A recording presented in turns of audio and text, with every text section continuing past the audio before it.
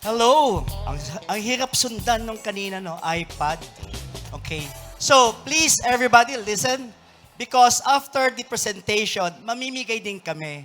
So, just a simple question and answer. But, I guess, hindi siya katapat ng iPad eh. Pero pwede siyang pamili ng accessories ng iPad. Alright?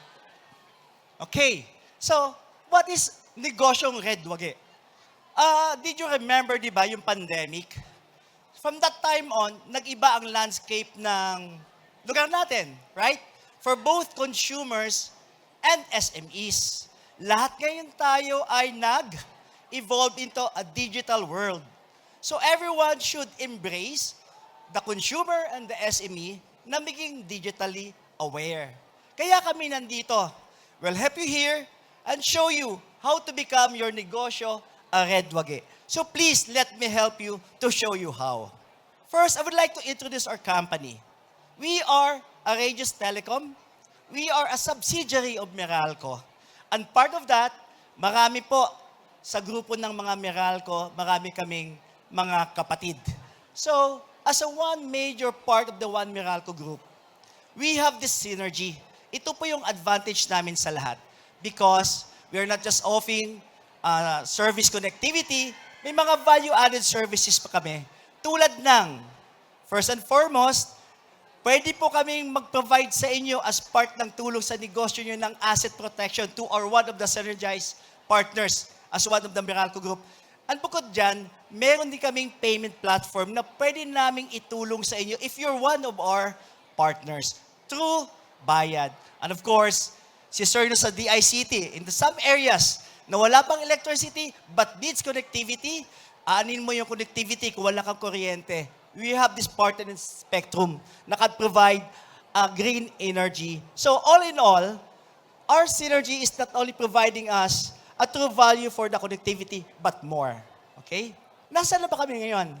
So, kami ay at least nasa 80% kung nasaan yung mga negosyo. Okay? So primarily, no, in Luzon, we are predominant. And now, we're focusing our efforts in Cebu and in Batangas. So doon po kami medyo lumalaki na. Because as part of that, no, doon namin nakikita yung mga emerging markets eh. Especially for mga BPOs and other things. No? And sir, mga DICT projects lumalaganap dyan. Ano bang brand na dinadala namin? We are called Red Fiber for Business. Ito yung brand name namin. Please take note. We are called, or the brand name is Red Fiber for Business. Si Red Fiber for Business po ay in-establish noong 2020. So coming from a pandemic, so rotation ng plans para tumulong kami sa mga MSMEs dito po na-develop. Kasi primarily si Red Juice has been for business since 2000. Pero, ang ino-offer lang initially ay for business to business or we are targeting enterprises. But since the pandemic, kailangan namin bumaba yung level namin into the micro SMEs.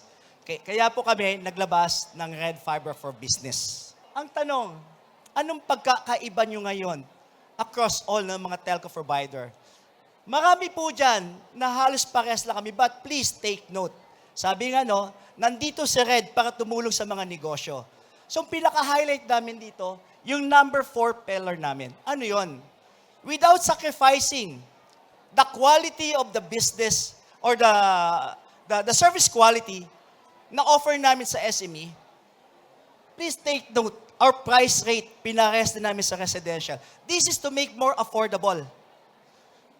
Para po yung mga startup, yung mga negosyo, mga bago lang, mga nagtatakay from pandemic, they can get that. Kasi alam namin kailangan nila maging digital. So pinantay namin siya sa residential, yung presyo. But take note, sabi ko nga, without sacrificing the quality of SME offer. These are the plans na ino-offer namin.